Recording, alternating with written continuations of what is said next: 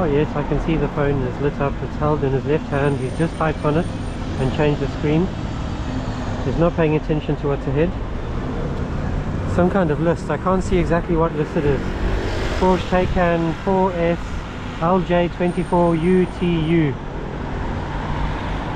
It's like jerking forwards and then leaving a big gap, and jerking forwards and leaving a big gap, which suggests to me that he is distracted on something.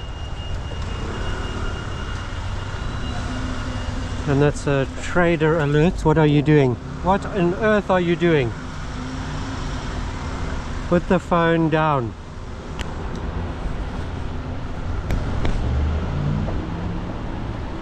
Yeah, and like how quickly and how guiltily he was on the phone. How quickly and how guiltily he put the phone away. So it's quite a late middle-aged man. I see one. Yeah, come on mate.